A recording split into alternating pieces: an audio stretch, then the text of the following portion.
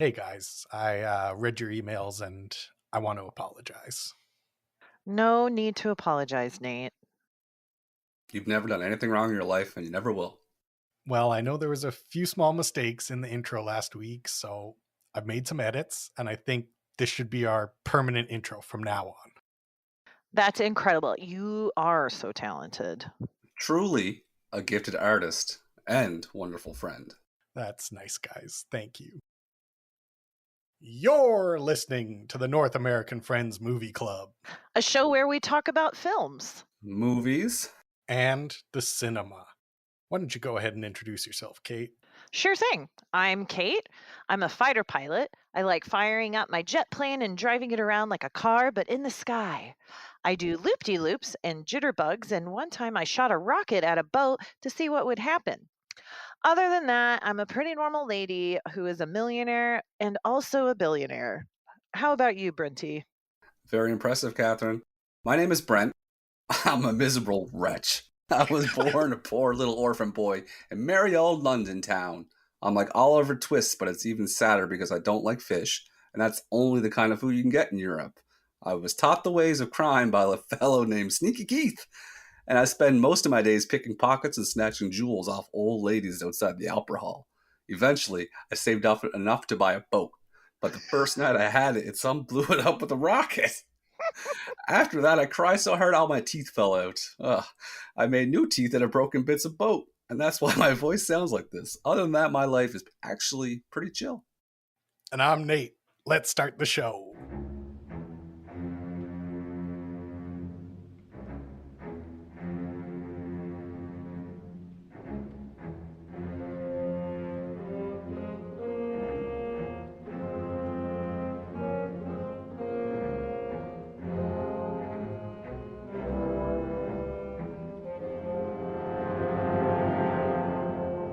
Here we are. We're doing a podcast. Off to an incredible start. Well, our show is called the North American Friends Movie Club. So friends comes before movie club. So my friends, how are you guys doing? You go ahead, Kate. How am I doing? I think I'm doing good. I was sad yesterday because it was the anniversary of my favorite grandmother. Both my grandmothers are my favorite. I shouldn't say that. That's mean. Yeah, the cat's out of the bag now. 4 years ago, my grandma died today, and so I was sad. But I'm not actually sad. I'm just, I'm thinking about her a lot. And she was a very funny lady, and was a big flirt. And so I don't know. I'm just thinking about my grandma today. So that's how I am. I did a lot of housework Sunday, and that felt good. Cleaned a lot of stuff, donated a lot of toys. Doesn't it feel amazing few days after you clean your house? Like, especially if I clean my bathroom, I feel like I'm in a hotel. Like, damn, Yes. this is living. That's probably what Brent feels like every day, because isn't he Yeah. like a weirdo clean freak? I literally have a routine where I clean every day, yeah. So I clean the bathroom every day, the living room, the kitchen, bedroom, the spare room. I don't do the kids' rooms because that's the deal.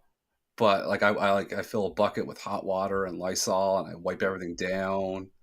I bet you don't even get pleasure out of it being clean, more just pain if it's not clean. Yeah. I enjoy the 10 minutes that it's clean because before the dogs like chew up a toy or Sure. Oh, there a lot of hair if you don't do it? not really, but I have to do the floors every day. Like I have to like sweep them and mop them every day, which is annoying. And then they'll be clean, and then the dogs will walk in, and I'll see something on the dog, and it will just fall off onto the floor, and I get irate in my head. Seems normal. I know, right? Honestly, though, I appreciate this because sometimes you go to people's houses and they got pets and they act like, what's cleaning? What is that? What would that matter for anything? And kind of awkward. That's true. I think people get pet blind. Yeah. Oh, 100%. Really? Yeah. Yeah. I think I was one of those people. What's the worst pet to own to be pet blind with? Cats. Easy. Oh, I was just immediately easy. I was gonna say like a big snake. Ew. But like, what's a snake gonna do? It's in a little tank. Look at all these skins around the house. Yeah, like shedding everywhere, and it's like living up in the ceiling tiles or in the microwave or the fridge. You're talking about a loose snake. Yeah. Well, there's people that have loose snakes. Who does that? Weirdos. I'm so open-minded, but you will never catch me in the house of someone with an open snake. No, this is an open snake state. No, the open snake people are weirdos. We know that. They know that. If you're listening to this and you got an open snake, like if he's listening to this, I don't think this snake stays out because snakes are cold-blooded and they have to be around that hot lamp. No, there's snake people. Like, if you are listening They to got this, hot lights all over their house. If you have to go look for your snake, then you're a weirdo. The snake should be in its little snake area. Basically, if you own a snake, here's how it's appropriate. It basically has to be the same thing as having a TV on with a video of a snake. That's the that's the same in thing. The aquarium. It stayed there. What's the point of having a snake? Like what? They don't show affection. They can't, like, if you just have them inside the tank. Like, oh, you have to feed them crickets and mice and shit. I don't get it. Maybe if you film a lot of music videos. Like, if you rent it out to, like, parties and shit, yeah, I get that. But I went to a birthday party, and it was like, they had an animal show. And I was thinking, like, animals, like a little baby goat or something. But it was, like, snakes and spider. I'm like, this is going to be a disaster. Oh. Those are not animals. Stupid. What about you, Nate Dogg? I'm doing pretty good. I've been busy all week, but managing. I've been looking forward to this managing. What is the thing that you've managed the most successfully this week? Ooh. Actually, now that I think about it, because I've been so busy, I feel like I've been shitty at everything, but I've just been doing a lot of stuff, but not any of it particularly good. What was something you did very poorly that you normally do quite well? On Sunday, I just didn't. I was late on doing my work stuff, and then I was late on preparing for a meeting. So I've been late. I've been shitty at being late. I was late for this recording. I got to rewind the world 30 minutes and just catch up. And the clocks are going ahead this weekend, so you gotta. Oh, no. I know. You're fucked. Oh, no. One of the books that I have clients read, it's about self-hate, and one of the signs that you hate yourself is that if you're often late. Because here's the reason I was late for my whole world today was I woke up at a decent time, and then I was in bed, and I was literally had the thought of like, man, I think sleep is the best thing on planet Earth. And it's so good right now that if I were to waste this opportunity to have more of this good thing, I'd be wasting my one and only precious life. If you didn't sleep or you did sleep? If I didn't sleep, if I didn't just go right back to sleep and just enjoy that sleep ambrosia. Sleep ambrosia, wow. No, sleep is so amazing. I hate it. It's my favorite. So it's a type of dissociating. If you're someone that likes to take naps a lot, like it's actually a coping skill that you learn. And I really that is my way of dissociating from the world, is that I take naps every day without fail. I can't fall asleep during a nap, and I get, it's like when I see somebody eat a lobster, I get jealous because they're enjoying it so much, and I want that feeling. And when people take naps, they're like, oh, I love naps, and I can't do it, and I'm jealous. Do you take them when you're sick? No. When I'm sick, I try to fight it as hard as I can. Oh my God. I don't take medication. Oh my God. Yeah. We talked about this before. You're just masking the symptoms. You're not getting better. Why are you prolonging your own suffering? You're not prolonging it. Yes, you're suffering. You're actively suffering more than you need to prove what to who? It's like putting a dish towel over the sink with a sink full of dishes. Nothing's getting done. You just don't see it. So yeah, I know I can know when I start to feel better. We all know it's still there, but we don't have to look at the ugliness. I know I'm sick, but my headache isn't there. I don't get headaches very much. Oh my God. I know. I can't nap because I'll if I actually fall asleep in the day, I'll sleep for 4 hours. Oh, I don't have- ambrosia. I don't have the 20-minute ability. No. My naps are an hour. I take an hour nap. Ooh, An that's hour. nice. That's.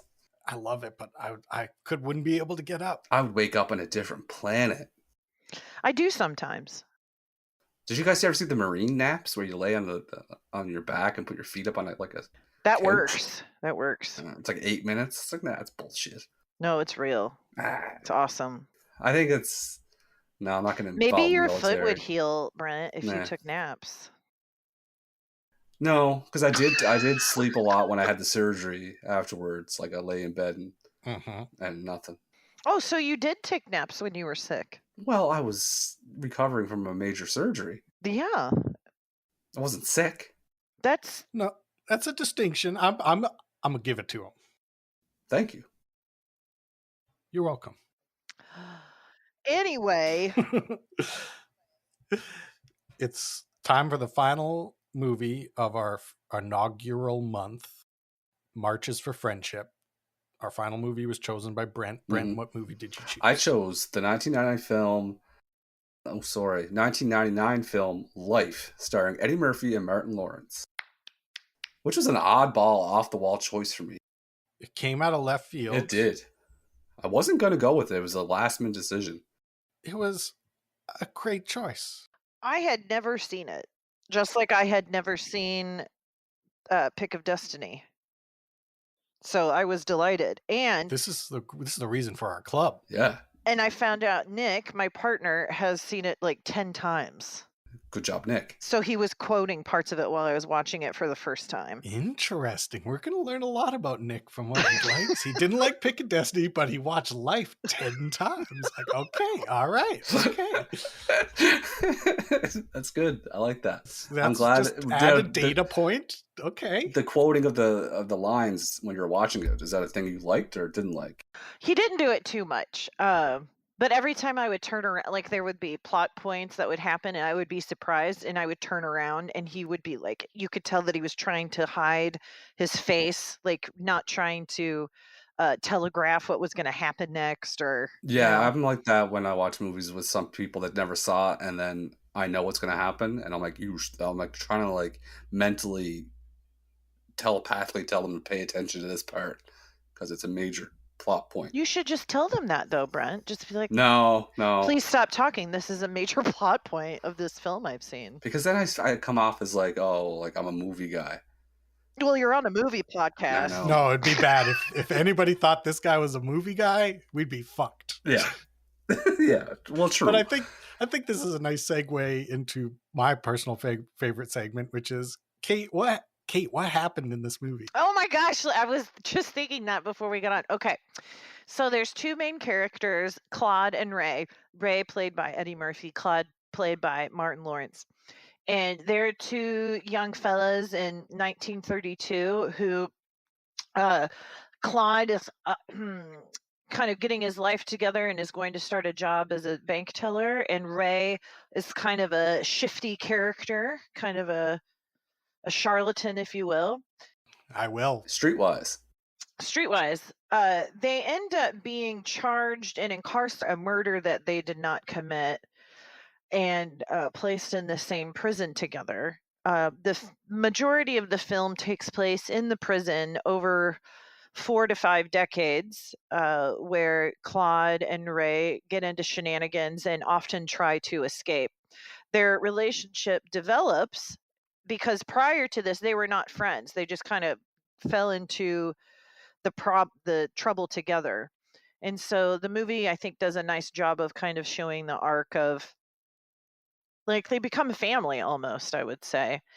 And then the great ending where you think they died, but they escaped was awesome. That's really great. Thank you. You did a great job. You did a great job, Kate. Thanks, guys. I really liked it. I really enjoyed it. I laughed out loud several times. Good. I don't think I would have liked this had I seen it in high school when it came out. I don't think I would have thought it was that funny, but now I thought it was fucking hilarious. To me, it's one of those movies that I saw when it came out, and then it was just always like a background movie I would always throw on. was of it like on and just watch it, just because it's not too like mentally straining. You can laugh at the parts and just follow along, and it's just one of those like feel good movies for me that I always watched. And so I always found how they were forced to be friends, and then that just naturally grew. And then I started thinking, like, spending 60 some years with somebody, it's like you said, it's like a marriage. Like they got married to each other. Yeah. And I was trying to relate it to my life and who would I want to like be in that situation with. They really don't make movies like this very much anymore. This had a very 90s, like, made me very nostalgic for just the style of movie that existed in the 90s and the early 2000s. Yeah, That's this kind was of like, released in a theater. Like, this would obviously be on Netflix. It would be R-rated now. Like, is it not R-rated? It is R-rated. Yeah, I guess they say a lot of motherfuckers. It's it's Eddie Murphy's only R-rated movie since the Dolomite movie.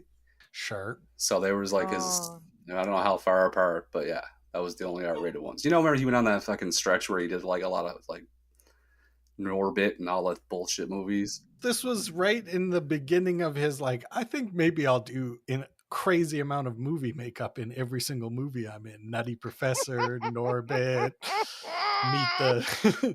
Meet the Clumps. I think that's one. Yes, Martin Lawrence was doing it too. Yeah, he had the same makeup guy. I think this movie is the only movie where that makeup guy did makeup for him, but he only played one character.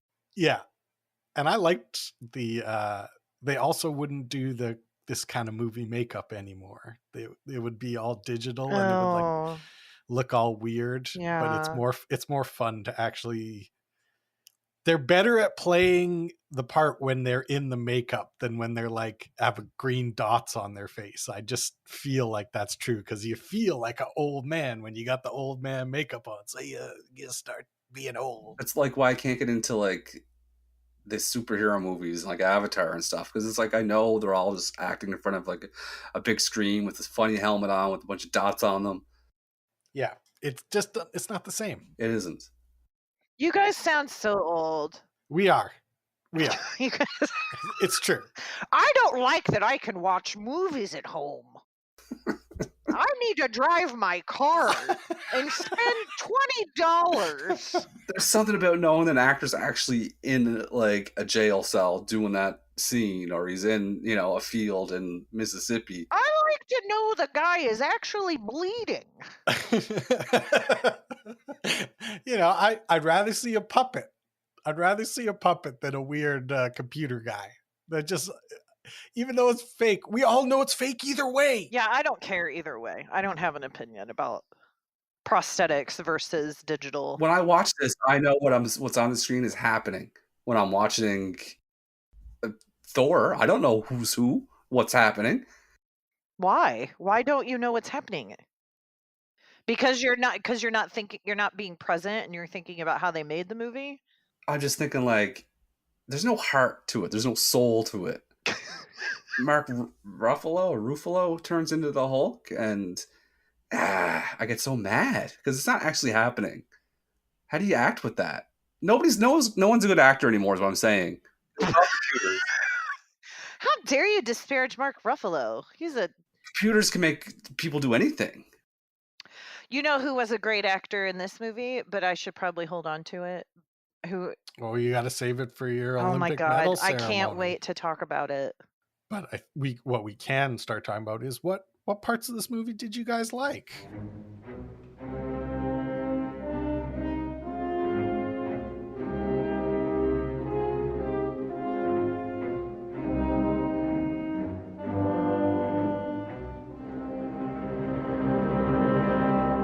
I have a lot. Yeah, let's hear. I'm just gonna start naming some. What a scene I really liked, and not the fact that it was super funny, but it just kind of brought everything together with the mindset of being in prison, is when they're laying down at night in the prison and they're talking about all the different jobs they would have at Ray's Boom Boom Room. Yeah. And it's like, it just puts me in like that escapism that they would actually have for just, you know, a couple minutes, and Claude's like, shut the fuck up. And that was one of my funny moments is when he tells Claude to clear the table and shut the fuck up. Yeah, just shut up. We need this to get through and all that. I like that too. What other parts do I have here? I liked the part where he's like, you have to say the thing that tells time. Little clock. Yeah. Fuck the money. It's not even about the money. Fuck the money. I lost my daddy's watch. Man, fuck that cheap-ass watch, man. Oh, I apologize. It gotta stop something. You right. One more again. See, I'll take all your front set, I swear. See how you go back to New York. That's how you're gonna be back in the car, all the way back up. I'm sorry. Fuck that. Say something about the watch, Claude. Bring up the watch. In fact, just bring up watch. Ray. Look like you fixing to make your mouth Ray, up to say watch. If I see you, I'm gonna whip your ass. Ray. But in fact, don't even say watch no more. You can't say watch around me. Say little clock or some shit. You say watch, I'm gonna just dive on you. Ray. That was funny. So Claude took too long with her. He should have been back down. What would you have done, Brent? I would have been back down before the flop. I would have broke up that poker game, no problem. Oh my God. He took too long, and so it's Ray's fault for gambling. But Claude took way too long. I'm going to put it on Ray. I think, Claude's not a likable guy, but he had a few solid points. Like, he wanted to leave. He wanted to leave right after they got the hooch. I think Claude and Ray are very similar. And I think Claude is Ray's just an extension of Claude, but Claude has more of not a moral compass, but more of a filter or more of a, I feel like, it doesn't take him long to swing into things that Ray's doing. I was confused by the scene earlier in the film when they're driving to Mississippi and they stop in the white restaurant. Like, I don't know. That was the way Claude was acting was very weird. Actually, I read that today that they shot that scene and all Claude's dialogue in that scene was actually Ray saying it, and nobody was happy with the scene, so they decided for Claude to act like that. Interesting, because it would have made more sense for Ray, because Ray has a chip on his shoulder. Yeah. And that's where I feel like Ray, I liked it that way because Ray's more street smart. Yeah. That's the way I liked it. What else do I got? The prostitute wasn't impressive. $2. $2. That's what it costs. He didn't sleep with her. You don't know that? Yes, they explained it, that he just gave her that money for her mom's surgery. Oh, of course, yes. Yes, $2 leg surgery or something like that, he said, yeah. That, in 1932, that would have been $36 nowadays. That's still not enough. Oh, $36? That's not a lot. For 5 minutes work? That feels okay. You know what? I don't know. To give you a compliment, Catherine, I think you deserve more. Thank you.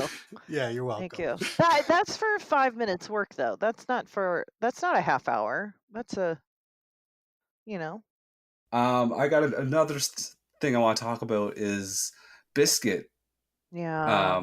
Which is the love interest of Jingling. Everyone's having a good time. They got prostitutes. They're dancing. Why does Biscuit choose that moment to go kill himself? Because he was going to get out of jail, and he didn't know what he was going to do out in the real world, especially because in prison he was accepted for being gay, but out in the real world in like the 40s and 50s he would have had to live a secret life, and it was just too intimidating for him, and he couldn't imagine life on the outside. I get that, but he could have waited 6 hours. Oh, you're mad he ruined the party. Yes. Well, sometimes that's when you're most depressed, is when you're at a party. It was the most selfish act of this entire movie. He did ruin Jingling's party. I mean, he did. Jingling was just dancing. It was the most selfish act in all the movie, and I'm including all the crooked cops, all that stuff. It was so selfish. Anyway, a Biscuit ruined the party, which really made me upset. One of the funniest things is when they had the fight about the map, and yes, got the bad news that Eddie Murphy, Ray said, "What's all this swell up shit? Taking all his air in. I don't like." I like that part too. Does this mean I'm in? Nah, you probably slow me down, Claude. You gonna be out there worrying about your silverware being clean and all that shit. You want them soft motherfuckers. What you say? I said you soft, so what? What you gonna do? What? Don't no man call me soft. I hate that, all right? Wait, let me slow you down, cause I'm a man. I called you soft, first of all. Now, I don't like you swelling all up and all. What's all this swell up shit? What's that about? What you taking in all this air for, Claude? What you feeling, huh? What's on your mind, huh? What, you gonna put your chin up? Huh? That means something to me? Cause I said soft? Cause I said soft, so what? I said I spell it. S-O-F capital T. Soft. Huh? How you like that? What you gonna do, Claude? What you gonna do, huh? Oh. And there was just a lot of, I'm going to get into it when we talked about our Olympic stuff. I'm just looking at more things that I wrote down. You mentioned the cornbread, the fight scene. He when he got up and said, "I know a bitch named Della that hits harder than that." Yeah. That's a nod to Harlem Nights. Oh. He got punched by a female, and the female actress in that movie was named Della. Della Reese? Yeah, I think it was. Oh, it's the lady from what's that famous TV show where Touched by an Angel. she's an angel? Yeah. Well, she punched Eddie Murphy, and that's a nod to that. That's pretty. I found that pretty cool. You guys know a sad part of the movie is when the people died and they just like faded out. And the funny one was Goldmouth, the big guy, and he had the dumbest, like he was standing so stupidly when he died, and it bothered me. That whole scene's dumb. I hated it. No, I liked it. I liked it. I love shit like that. I think it showed the passage of time. There's other ways to do that. Not like have an actor disappear. No, it was very nostalgic. I'm like, you're not going to see that unless it's like a satire of that. But that was the real version of Oh, it. did you guys know did you maybe look this up? Who did the soundtrack? No? Oh my God. Did you look it up, Brent? Yes. Oh my God. I'll give you one guess, Nate. Who did the soundtrack? It's a infamous R&B. Oh, it's got to be R. Kelly. Because it was so biographical. All of the songs were like, and Ray's going to jail. And like, It was the worst soundtrack of any. This movie could have been so much better with a different soundtrack. I totally agree. Like Peaky Blinders is so good because they use like modern music in like a period piece. yeah. The weakest part of this movie was the music. There was no blues music in it. Like, could you imagine how good this would have been? Even when they were in the boom boom room, the like jazz that they're playing is like, it's like made on electric keyboards and stuff. It sounds like so 90s. It's like, nah, man, get a big band to play some motherfucking saxophones. Like, let's hear it in the boom boom room. Like, I don't know. That was, to me, the weakest part of the movie was the music. Oh, 100%. It really bothers me because like even the very first song at 25 to Life, I'm like, oh, this is going to be terrible. And then it was just like that type of song the rest of the movie. So it was R. Kelly and not Wyclef Jean, but yeah, it was Wyclef Jean. Was it Wyclef Jean? Yeah, which is no, that was it. It was just it really sounded like an R. Kelly Wyclef Jean. Yeah, exactly. soundtrack. One part I liked about the movie was at the end how it does like the line like Ray and Claude now live in Harlem together. Like this is a true story. Right, exactly. Just something so funny about that. Like, which bothers me because the movie is so it tries so hard to like, pin down this like area of racism and men in prison and all that, and then does corny shit like the people disappearing montage, R. Kelly's stupid music, and then like the thing at the end. Yeah. Because they deal with a lot of shit actually in this movie. They do. It's interesting that like I remember watching this movie on TBS. It was on TBS all the time. So I watched this movie like a bunch of times in bursts and stuff, and literally none of that clicked with me when I was younger. Like when I remembered this movie, I just remembered him going to get the pie. That was like the only part of the movie that really like stood out in my mind. Was like, yeah, he almost gets shot getting the pie and it burns his mouth. But everything else is like, it's interesting watching it as an adult, being like, oh, they're trying some shit. What came out first? Shawshank Redemption or this movie? Oh, Shawshank. Yeah. I want to say Shank is 94. Probably. Shank. Is that what the kids are shorting it to? Okay, slow down. When you saw some Shanks in your day, you just call it Shank. You don't call it Shank ever. No, you can't. I'm glad you called it on a Kate. Shank. The Shank came out in 94. Who That- directed The Shank? Ooh. I wouldn't have known this. I want to say, Ron Howard, maybe? Some man named Frank Darabont. And actually, Shawshank Redemption did not perform well when it was first released. I did know that. Well, then this movie was based off Shawshank Redemption then. And if this had came out earlier, Shawshank would have been based off this movie. That's a good point.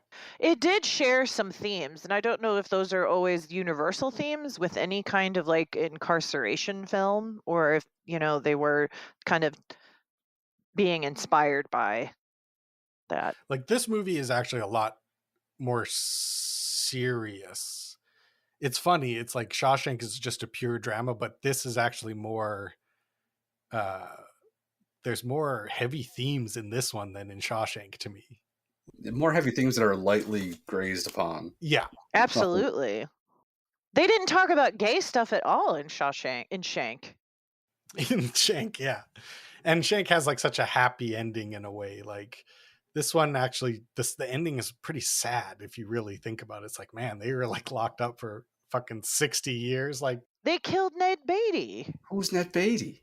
He's the superintendent. shot the watch thief. He was going to give them their pardon, Yeah. but he died in the bathroom. Oh, how would you feel finding out that news? I would have just shot myself right there. I mean, one of the parts of this movie is like, man, I probably would have made a purposeful run to the line earlier than these guys. They really. I would stuck have it grabbed Biscuit's hand and just went with him. Yeah. Thelma and Louise. But you would have waited till after the party. Well, I don't know. If I guess, yeah, I would. I don't want to get shot, so I would not do that. You just stick it out. Yeah, that's my personality, though. You know what? Yeah. That's good. My luck, I would get glanced upon. Like I would take one off the shoulder or off the hip or something. That's funny. Yeah, you would just be maimed. Yeah. Yeah. It would knock your shoulder back into place. It'd actually help. Like, yeah. One time I watched this movie it was a true story about these guys who climbed up Everest and then shit went sideways real bad. And pretty much from minute 15 of the movie until the end of the movie, there was like 70 parts where I was like, oh, that's where I would have given up. They're like, and then they fell down a fucking ice crevice. I'd be like, I would have quit there. And then it's like, oh, he broke his leg and he started dragging his friend. I was like, oh, I'd have quit. Mhm. I'd been done there. Just take a nap. It's like 70 points all the way Yeah. down. Like, how do these guys do it? I think we used to be like that, and I think because of becoming a mother, I'm not living for me. You know what I mean? Like, I think that gives you a little bit more time when you would normally give up Yeah. because it's not about you. Yeah. This is basically the plot of The Last of Us on HBO. Absolutely. Yes. Oh, I give up quickly. Soon as I'd probably give up the minute I saw a mushroom head person. Like I could dodge probably 6 or 7 of them, but I'm gonna get winded quickly. I don't have the kind of cardio to survive in that world. You just gotta lay down. My kids are older now. Yeah, they're good. If anything, you'll slow them down with your shoulder and whatnot. Oh. Exactly. I would. I'd rather them have a fighting chance and let's get one for the old man. No, the old man's good. You'll see me again with a big mushroom head. I'm good.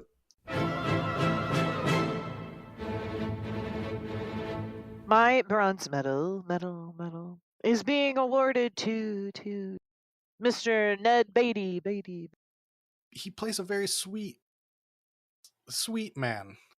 I know. I think that's why I'm choosing it, because his character was like a fresh, cold glass of water. He's I believe that he is a sweet man at heart. I also believe that he could easily play a mean man. Why do you guys know so much about Ned? I never heard of this guy. Oh, he's been in everything. He's been in all the things. And he just died in 2001. Sad. 2021, pardon me. He Took was 20 in- years off the guy. He was in Toy Story 3, Rudy, Shooter, the Mark Wahlberg movie. I've never seen this man until this movie. What about you, Brent? Who gets your bronze medal? My bronze medal is probably going to go to Martin Lawrence. Yeah. He had to kind of play the straight man off Eddie Murphy. I don't really. Anytime you have to play the opposite of Eddie Murphy, you have to be funny and good. And he was very funny in this movie. Very humorous. He really fell off, didn't he? It's sad actually, because this was like during his biggest heyday. Actually, for both of them, this was kind of like they were having big moments, both of them, and we haven't seen either of them very much for the last 20 years. Now, did either of you know, which I did while I was watching this, that Eddie Murphy and Martin Lawrence's son and daughter are engaged? I did not know that. So they're going to be related by marriage. They're going to be old motherfuckers watching a baseball game together. They're going to share grandkids. So can you imagine if your grandpas were Martin Lawrence and Eddie Murphy? Yeah, no pressure. Yeah. Good grief. I think we're wrong about Martin Lawrence. He was in Bad Boys. He was in Bad Boys. When was Bad Boys? I feel like they come out every 6 years, like Fast and Furious movies. 95, 2020, 2003. 95, 2020, 2003, 95. Yeah, so I feel like he did enough and then just kind of enjoyed his life a little bit and then I hope so. Yeah, okay. I think did he have a breakdown or something like that? No, he passed out while running or something. Yeah, that's it. I think this is why we're the best movie podcast, because like other podcasts, man, they would spend all this time like looking into this, but for us, it's just fun to be like, I don't know what happened. Probably, I hope he's okay. I think the people that like us are also the same way, and they. Yeah, no, I'm being genuine right now. 100%. We have a demographic. Because I don't have any like facts, but I have hopes. I have lots of hopes for Martin Lawrence. I hope everything's okay. Yeah. How old is Martin Lawrence? 59. 57. Brent's right on the nose. He's 57. Wow. So he was in his 30s when he made. Yeah. I thought Eddie Murphy looked good. And I'm not normally attracted to Eddie Murphy, but he could kind of get it in this movie. I give my bronze medal to Bernie Mac just because Oh. I miss Bernie Mac and I was so happy to see him. He's like that Will Ferrell kind of dude where anytime he's on screen, he's just like stealing the show. Absolutely. And you just makes you smile. Just makes you smile. Plays a totally different role than what his stand-up is. He plays this really physical comic role. And like very like confident and like, yeah, for sure. Like he does a voice and like the lazy eye and all these, like when he's pitching in the baseball. Yeah. All those exaggerated movements and the dance he does when they win. Yeah. It's just something you never see from him. And he's my sort of hop ahead, but he's my silver medal, so we don't have to spend too much time when I He's talk my about silver medal too. There we go. I give my silver medal to Martin Lawrence. I thought he has to do the most of the dramatic acting. Like Eddie Murphy does some, but he's mostly just very funny. But Martin Lawrence has to do most of the like, I'm really upset, and I believe him. He's a really good actor. Like, He is really good. Agree. We've seen this in a couple of our movies. Like we saw it with Jack Black too, where you have these comedic actors and they get put in a box kind of for being funny, but they're really fucking good at acting and doing real emotions and stuff, make you feel things. I agree. Very good. Who's your gold medal? My gold medal goes to someone who was not even on screen for but 10 seconds, but who was the complete opposite of their real persona. And that would be Rick James as Spanky Johnson. I would have had no idea that was Rick James. Me neither. No, you're And right. he looked completely different and was not overtly personality at all. And so he gets my gold medal for acting. Quick little note about Rick James. The limp he had on screen was not acting. He just had hip replacement surgery. Oh, Hmm. but it worked. Worked perfectly. Who's your gold medal winner? My gold medal has to be Eddie Murphy. I Me feel too. like I gave my gold to Eddie too. it's just, I feel like I'm going to like everything that he's in solely based on Raw and Delirious, because they're the two best stand-ups in my opinion. And then every movie he's in is funny, other than we talked about that little stretch he had. But any actor that you can tell that the line they just said is ad-libbed or made up or a rewrite and is funny, I love that kind of stuff. Like he for sure came up with that sucking wind.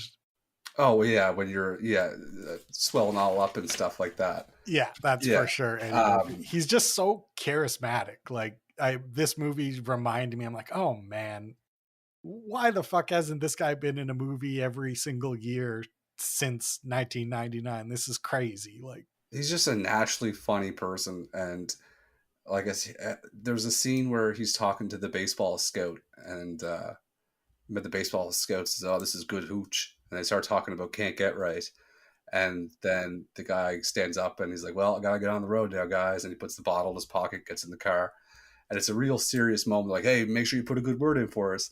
And very suddenly, Eddie Murphy looks at Martin Lawrence and said, "He didn't mind taking off my drink now, did he?" And you can just tell that's ad-libbed and hilarious because Martin Lawrence laughs when he says it. Yeah. And they're very good together.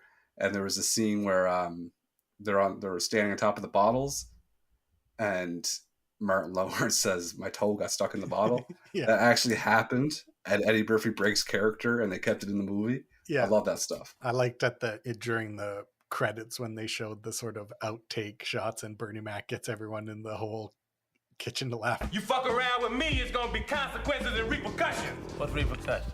Uh-oh.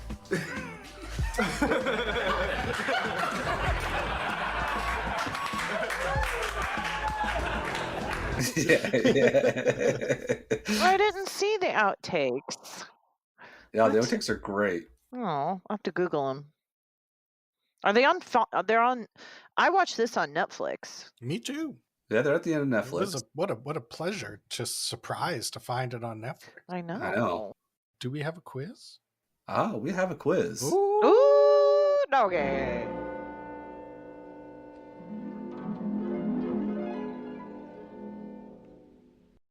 I do have multiple choice options, but if you know the answer, you don't have to wait for the multiple choice options. Okay. Yeah, Okay. You get the sneaky point. All right. This is the official life quiz. Number 1. The name of the club owner where Ray and Claude first meet is... I know. Wow. Go ahead. Spanky Johnson. Spanky is correct. Ra-da-da-da-doo. This is kind of in chronological order based on the film too. There may be 1 or 2 questions out of the order, but for you guys. Mm-hmm. The scene where Claude gets accosted by the 2 men in the bathroom, and they take the money out of his wallet, and they counted up. He owed $50 to somebody, a loan shark, I imagine. But they counted out how much money out of his wallet. Oh, I think which was 2 weeks' pay. I know. I'll guess first. I think it's $23. I'll guess the same. 23. You guys are incorrect. He's heating up. It's 22. It is 22. Bullshit. So my questions were, or my answers were 11, 22, 33, and 44. We would have had it if we had waited, but we got cocky. Yep. A few moments later in the movie, Ray and Claude are at the docks with Spanky's henchman. And Ray asks Claude, "Did you dine and ditch?" And he said, "Yes." And he said, "Was it over $10?" And he said, "Yes." What was the punishment that Ray figured Claude would get? Oh, I know. So Catherine gets her chance to pick first. I don't know. I need the multiple choice. Nate, do you know the answer without the multiple choice? Just a pinky. So the multiple choice questions or answers are: he's going to break your hand, your thumb, your leg, or your arm. I'm saying leg, but I don't think that's right. I'm going to say hand. The correct answer is thumb. He's on fire! As you recall, Claude said, I need these fingers for the adding machine. That was hard. I guessed pinky. I guessed hand. You were all over I was that, all did you? around it. But there's one special thing about humans, and it's that thumb. That opposable thumb gets you every time. It'll get you. He is heating up, as the sound effect just said. This is not in chronological order. Oof, I struggle with that word. But Claude's lawyer, who eventually took off with Claude's wife, is named. Need the multiple choice. I do too. Okay, the 4 options are for Claude's lawyer is Melvin, Marvin, Marlon, or Martin. What's the first one? Melvin, Marvin, Marlon, Marlon. or Martin. You go first, Nate Dogg. I'm going to say Marlon. What was the first one?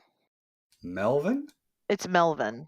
It's Melvin. The correct answer is Melvin stole Claude's wife. Give me the beat, boys, and free my soul. I wanna get lost in your rock and roll and drift away. Hey. Give me the beat, boys, and free my little old soul. After the scene where Biscuit died, selfishly, they were all sad in the bunks, and Radio was able to channel the station from what city? I don't feel like I saw that scene. They were all sad in the bunkhouse, and it was just about before Can't Get Right was going to leave, and Radio was fiddling around with the knobs, and he was able to say, hey guys, I got... And it was a station from what city? Let's hear those multiple choice. Your multiple choice options are New York, Boston, St. Louis, and Chicago. Well, I'm just going to say St. Louis because that makes the most sense. Okay. I'm gonna say Chicago. Radio said, hey guys, I got Chicago. This is annihilated. Wow. Whoa! No! Ooh, Shohei Ohtani home run. We are at number 6. Will you say, if we do multiple choices again, will you call them multi-choices? Mm-hmm. Yes. Okay. Nate was able to steal that point away from Catherine by using the multi-choices. So I think Nate earlier in the episode said that most of this movie takes place in a prison, correct? I did. I said it. Okay, you said it. All right. So at what time in the movie did they go to jail? The first shot of the jail. What time? Time signature. The movie is 1 hour and 48 minutes. How many minutes into this movie before they went to actual jail? 30. I want the multiple choice. You don't get the multi-choices because Catherine said 30 and got it correct. Wow. Thank you so much. The 30-minute mark. So I would have guessed earlier. Because I was watching it and I was like, wow, they're just going now? And it was 30 minutes. That the judge goes, life. Yeah. Because that's, to me, the courtroom scene was so fast. I was like, that must be minute 17 with that fast courtroom scene. Exactly. It's a one-word scene. So there's 30 minutes out of the prison. And then there's, I think, 28 minutes at the end of the movie where they're not in the prison. So only not even half of that movie spent in prison. I retract what I said earlier. But I would have thought the same thing. I felt like most of the movie was in the jail. Nope. It feels like it when you're in there, though. Number 7. The word fuck is said how many times during the entire film? Oh my gosh. How are we? Did you count them or did you get this information? I may be off work, but I'm not that off work. Yeah, that's a Google. Would you guys like the multiple choices? I'd like the multiple choice, yeah. All right. The word fuck is said 43, 53, 63, or 73 times. C, 63. I'm going 53. The correct answer, the word fuck, is said in the movie life 63 times. This is annihilated. Whoa! No! Yes. So we're at the last question. I don't know what the score is. Is it 2-2-2? Oh no, Kate, you got 3. We got 3 for you, 2 for Nate, 2 for Brent. Okay. It's a big one then. It's a big one. I'm going to have to go to sudden death. So the last question is, at the end of the movie, they finally did manage to escape. What age was Ray when they escaped? Would you like the multi-choices? I definitely would, unless Catherine has a guess. 69. I was kidding. The ages are, he was 88, 89, 90, or 91. I'm going to say 91. I'm going to say 90. Ray Gibson was the age 90 when he escaped. This is annihilated. Whoa! No! What a comeback for Nate. Big comeback. I can't believe it. I counted myself out early in this one. Okay. Big comeback. Damn it. Two-part overtime question. Annually, in prison, the baseball team, they play another camp for a prize. What other camp number do they play, and what is the prize? I know the prize, but I don't know the number. So this isn't multi-choices. You can get multi-choices if you want multi-choices.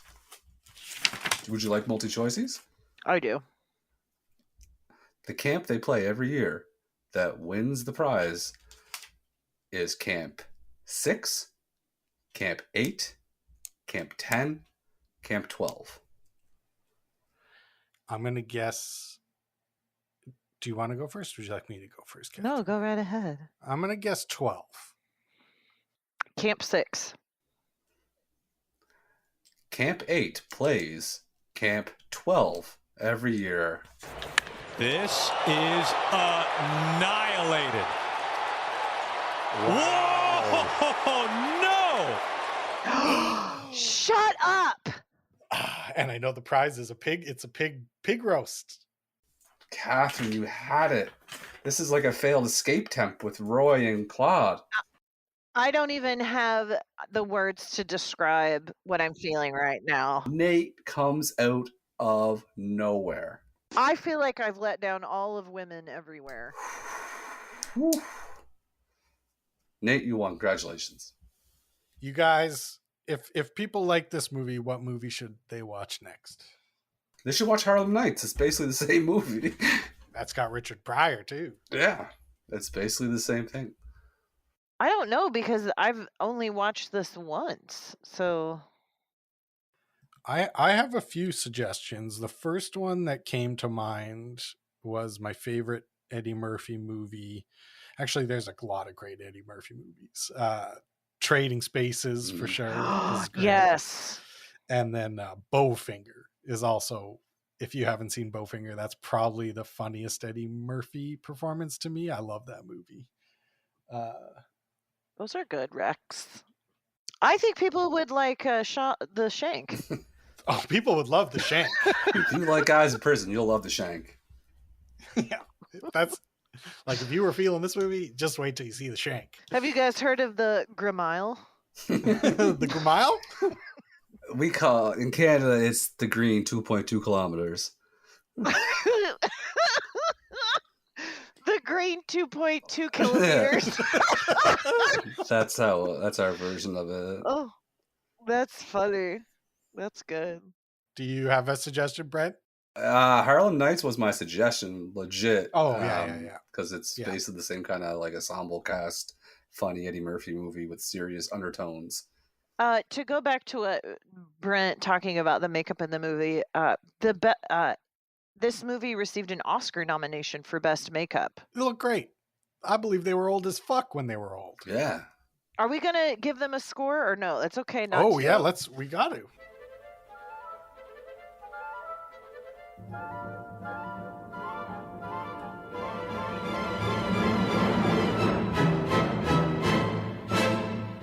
So first category is script. On a scale of 1 to 10, how much did you like this script? I'm gonna give it a 7. I'm also going to give it a 7. You know what? That's right where I was feeling too. I feel like it was neither offensive nor incredible. I bet the funniest moments were Eddie Murphy and Martin Lawrence improvising funny shit. So I think 7's a nice score for the script. Good. How about music's next? This is not where it's gonna thrive. I'm gonna give it 3. I hated it so much. I'm going to give it a 3 as well. I'm gonna be a little bit nicer. I'm gonna give it a 5, but Oh, a noted R. Kelly sympathizer. Nice.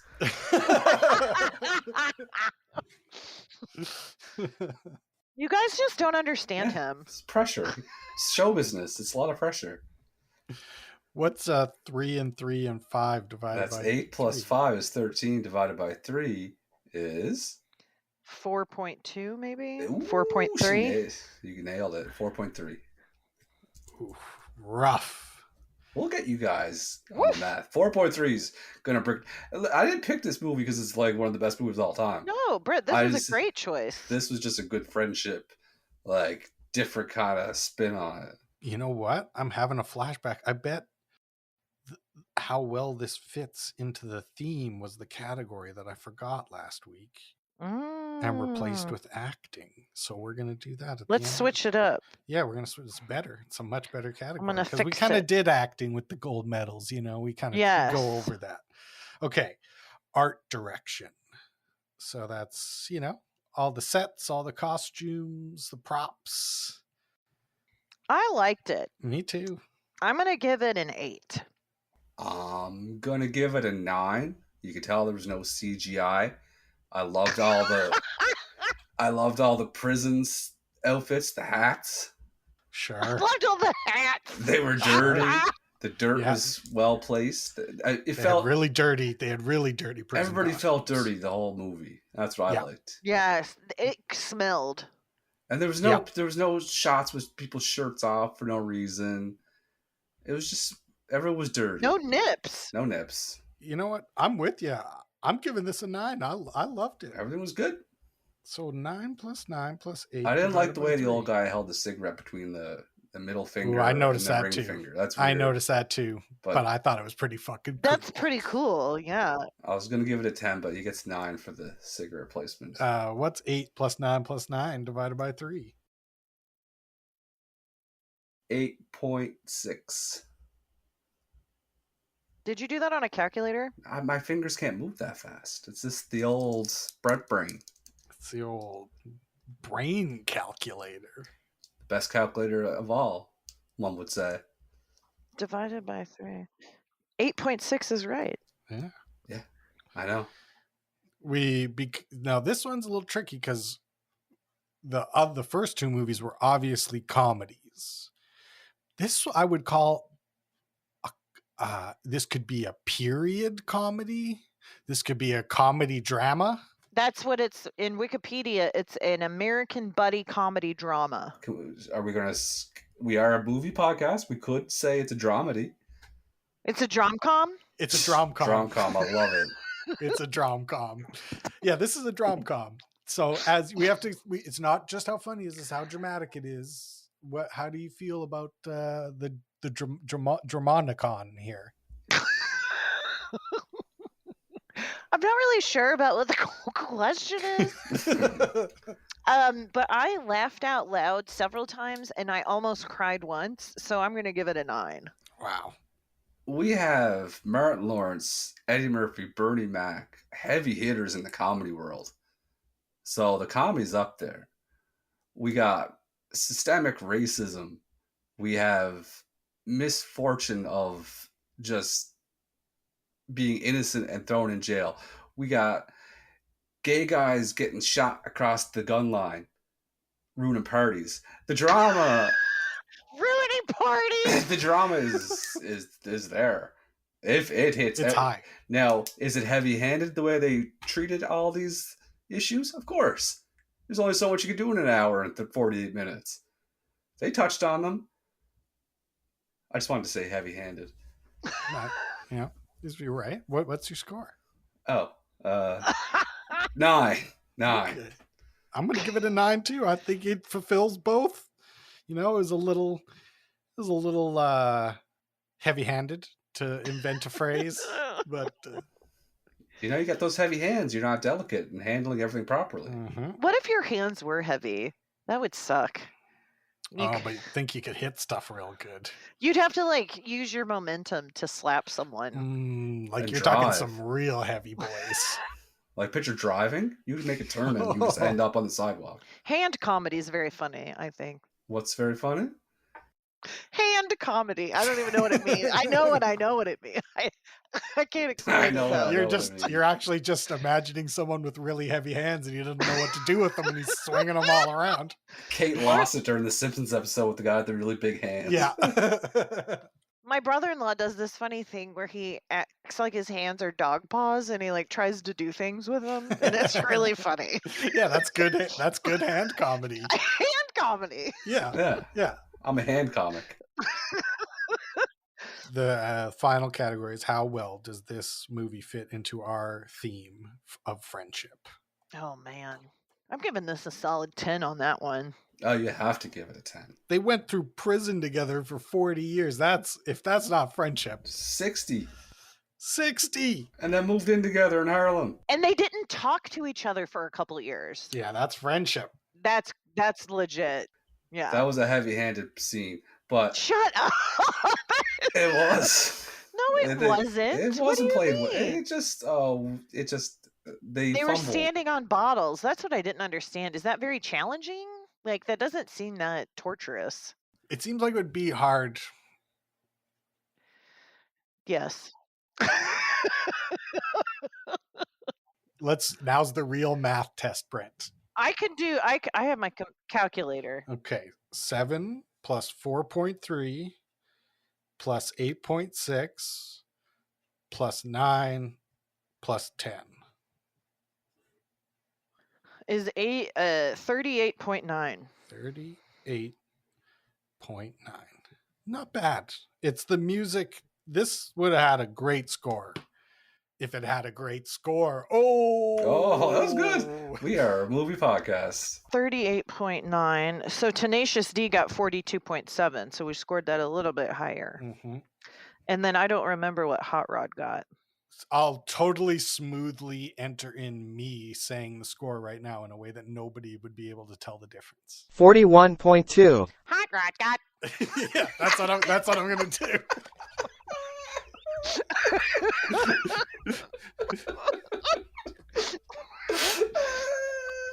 Why is this so fun? Fucking Jesus Christ. It feels so good to laugh. Right. Oh, I'm gonna die at that part. Sweating. Why do I always end up sweating by the I'm end of sweaty this? too. I had a blanket on my legs, like I was some kind of like fucking nun in a wheelchair. Like FDR. That's what I was trying to think of. I got a blanket around I'm like smoking a cigarette. Like, today is a podcast that will live in infamy. Do we have so the next week's episode, we need a new theme. That's the last thing on our agenda is we got to choose a theme for next month. Do you have anything you want to do, Brent? I was trying to think of today, like April. What's April of? Like April Fools, springtime. And we just did like a bunch of comedy ones. So I was going to say like April Fools, but that's like, who's a fool that we could... I mean, watching. I immediately thought of that fool, Ace Ventura.